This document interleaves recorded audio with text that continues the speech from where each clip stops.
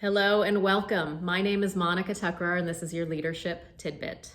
Today I want to talk about crisis. We're in a crisis right now in the US with the pandemic, with now the George Floyd death and so many protests. People are enraged, people are upset, as they should be, with the situation that's happened in the US. And I want to talk us through, what do we need to do as leaders in times like this when things are really not functioning effectively or morally correctly, and we got to step up. So the first one is actually stepping up. Let's take a stand. As leaders, we have to be able to voice what's on our mind, what's on our heart, and we have to take a stand for what we believe in. I personally believe that we need to take a stand for all humanity, everyone being one. We are all human at the end of the day, and nobody should be treated differently or with any sort of disrespect or violence or anything that's been showing up in the US as of today. The second step is we have to model that behavior. Just talking about it, just thinking about it, just praying or meditating on it doesn't really help us move forward.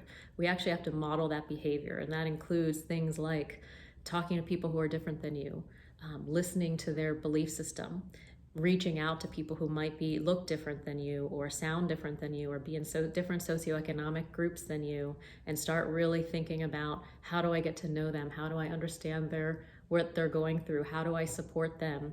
And vice versa. This is a two-way street, and we have to reach out beyond our normal communities these days to really understand and learn, and also bring people together. We can't do this alone. Shift some of the societal things that are going on in the US, we have to be able to come together and do it together. The third step as a leader is setting a vision. What is it that we believe in? Leaders in the past, like John F. Kennedy, built a vision of wanting to go to the moon. Martin Luther King built a vision of I have a dream, which we still haven't reached given everything that's going on, but they still had a vision that we keep striving for, we keep yearning for, and we all work together to try to get there.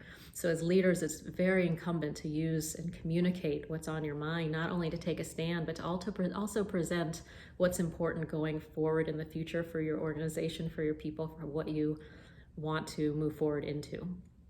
The fourth step then is putting together a strategy. Having a vision is great, but then we actually have to put the steps into place with how to actually move there. John F. Kennedy had then organizations and NASA putting the steps in place to help us get to the moon. Martin Luther King Jr. there was a whole civil rights movement that started or was continued as a result of his speech that helped us move forward in society. So we have to put the action plan in place. And the fifth step really then is be visible.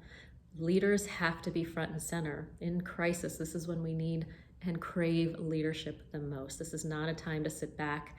This is the time to be present, to be vocal, to put your thoughts forward and really continue to take that stand, put the vision, take the strategy, and continuously communicate that to the people who are in your organizations, in your communities, in your homes, even to your children.